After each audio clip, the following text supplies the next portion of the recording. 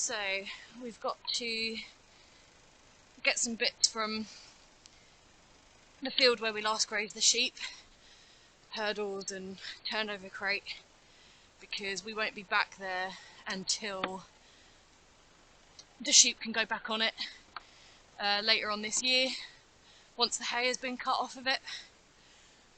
So I'm going to go back at some point next week and take all the electric fencing down, but for now we need to collect all the other bits, and there's just a bit too much to get it in the back of the trucks. So I'm going to take the trailer over there, meet Gary. He's going to bring back the sheep race, and I'm going to bring back all the other bits. So that is today's job. We need some of the hurdles to finish setting up the pen in the barn, and to make up lambing pens and whatnot. So who doesn't love doing sheep work on their birthday? And on a Sunday, double whammy today. But you can kind of put it off and put it off and put it off, but it's been dry. The weather's good, the ground is dry, so it is the perfect opportunity to do it. So those 5, they're the pet sheep that I have. They've just come off some grazing, which is like wildflower grazing. So they've come off from the winter, ready for when that pasture starts growing again. So there we go. I've got the world's messiest car. I've got my baby in the back, and we're ready to rock.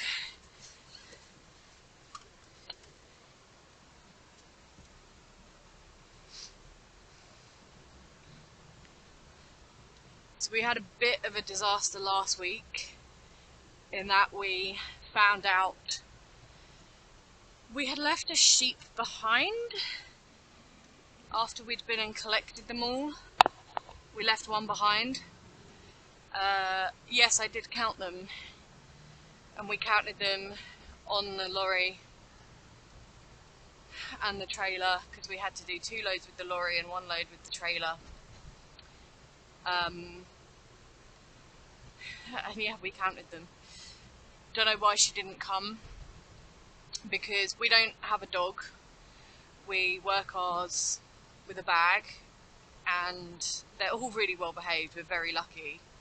So they'd all walked across off the hill into the pen, but for some reason she got left behind, whether she was grazing in the dip and didn't hear the rest of them leaving, whether, I mean, worst case scenario will be that maybe she was aborting and she'd put herself tucked away somewhere. She was holed up when she was aborting, and so she didn't want to come down. We're not quite sure. So obviously Cheviots are known for being quite sharp, so we're thinking, how on earth are we going to get 1 sheep off a 30-acre field on our own? So what we did was collect 2 of the pets, Myrtle and one of the Suffolks, take them over, and for once it went really well. We let them off right next to her, and then walked them all the way across to the pen, all 3 of them, and then loaded them up. So for once things went well, which is amazing. So yeah, we're a bit behind on some jobs, as always. It's an adjustment having a baby, and whilst we've still got jobs to do, you do have to work around their schedule a little bit. You know, if she wants feeding, she wants feeding. So fingers crossed everything kind of falls into place for lambing. She's a very, very good baby, but it does obviously put extra pressure on Gary. And I mentioned that a few times whilst I was pregnant, that I don't know why I've come up here, this is the wrong way. How can I get to where I need to be? Yeah, I mentioned a few times over the course of the summer how he was taking on the bulk of the work. We didn't get pigs this year because, we didn't get pigs last year because I just wouldn't have been able to pull my end of everything, and putting all that pressure on him to deal with pigs as well, it's just not fair and not feasible, because you have to start thinking about your animal welfare and how that's going to suffer with one person running around doing absolutely everything. So I was very lucky that he took on the bulk of the work. Obviously I did as much as I could, but there was a limit to what I could do, being sort of 6, 7, 8 months pregnant. That also was why we didn't take on as many shearing customers, and I basically was shearing up until I was 12 weeks, and then I decided that I didn't want to do any more after that. I wasn't happy to do any more after that, and yeah, you do have to put yourself and your baby first a little bit.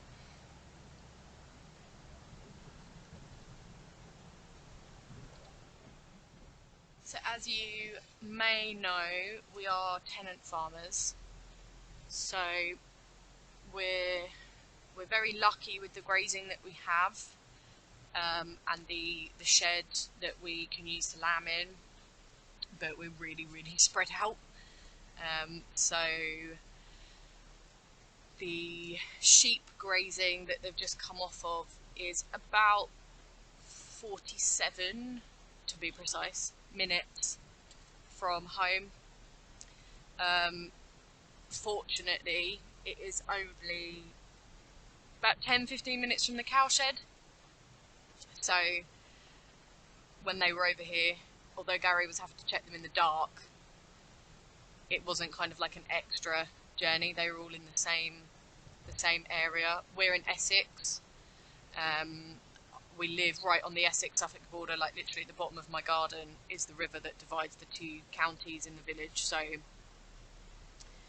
we do a lot of travelling, and the one thing that we're really desperate to do is find a base for us to work out of, have somewhere of our own basically, but somewhere of our own with, you know, a couple of sheds on, just to reduce the kind of running around that we have to do. And we're always trying to get more grazing, you know, build up what we can, get more grazing. So if you know the area,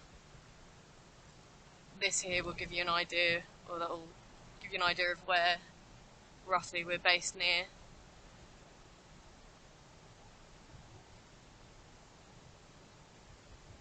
There you go.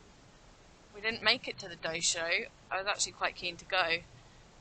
We didn't make it, unfortunately. Just everything else was more important, unfortunately. So yeah, it's just trying to balance everything, isn't it?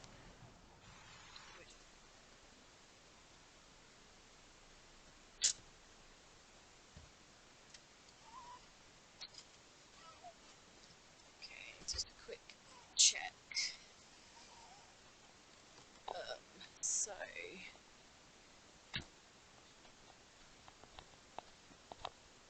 just had a heifer calf.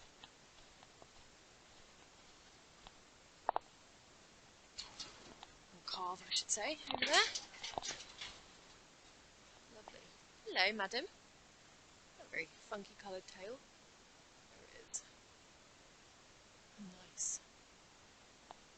So there's 3 calves in this bow now. There's a red one somewhere hanging out. Hello, girl. Hello. You're a good girl, aren't you? That was a breech that Gary carved. Oh, it's over at the back there, just behind Mum. There you go. Oh, the beautiful face. That was a breech that Gary carved late the other night. Just send him a picture of it.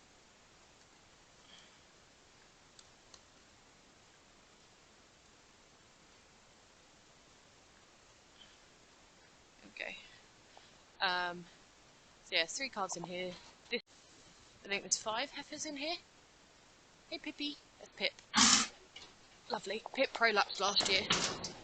But he's in calf again, obviously. Good girl. Roxy. There's Phoenix. He's a pedigree limb bull. What is he, 3 now, I think? I think he might be 3. He came last year, did his first season last year. So he's actually had the girls in these 3 yards. So he's had quite a busy year.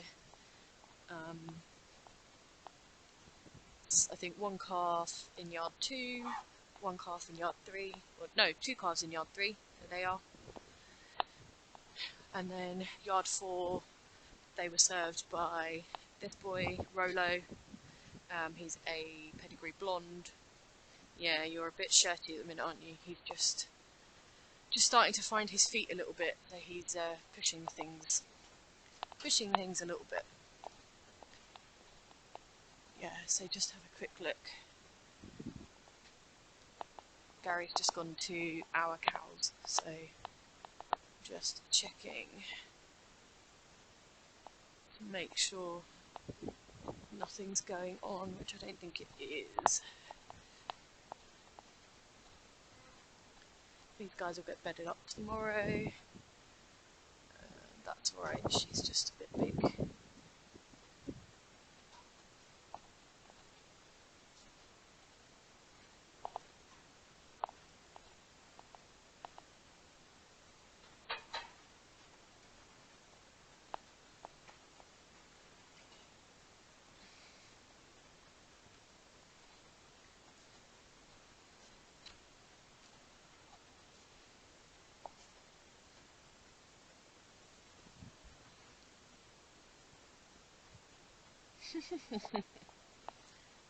Calf running about.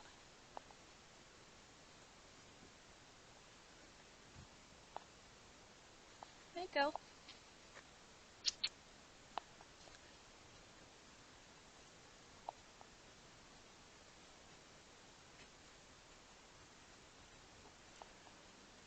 Yeah, good girl. Okay, we're all good. Back in the car. Time to tick in and get some carbs out. But sure, I was so late. Had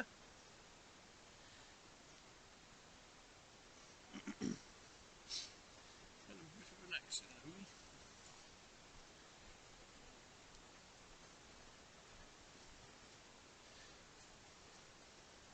I know, sitting in the shed.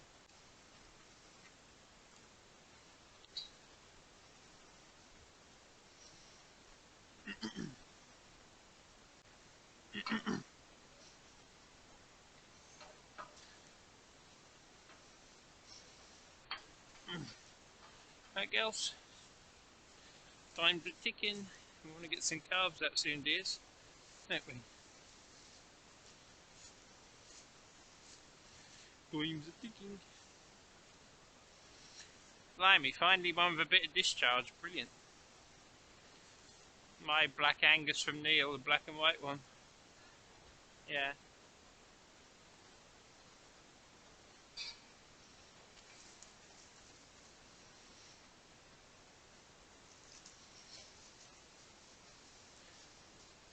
Hey, boyo. I'm fine.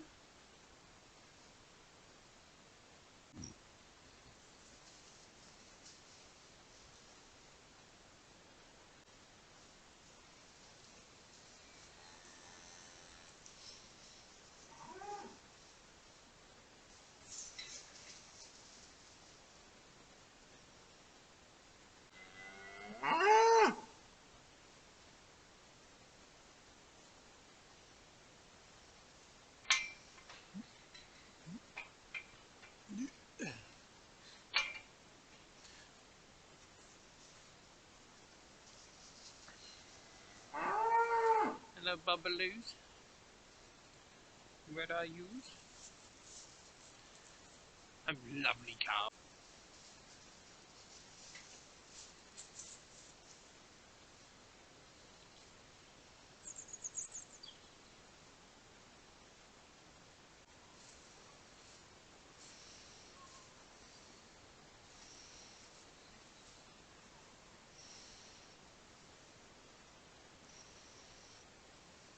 You monster.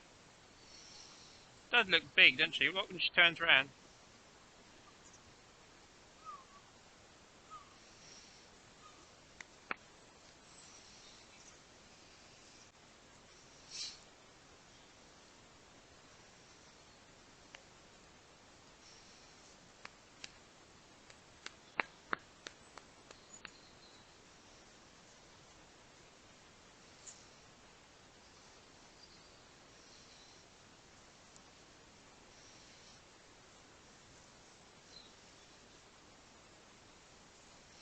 It's what he loves to scratch. Nice and itchy.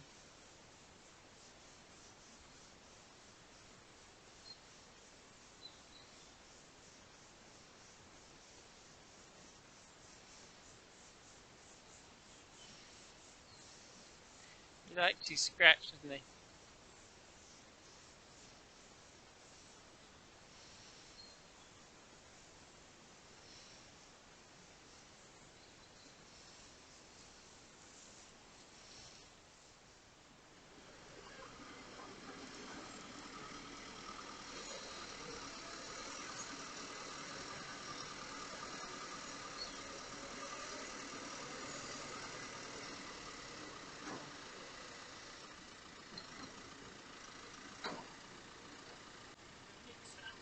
Bit of a mix-up.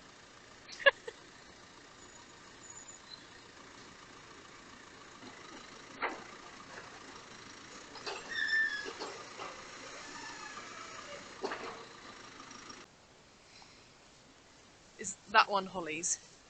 Yeah, you can tell a mile off. Betty's? This one?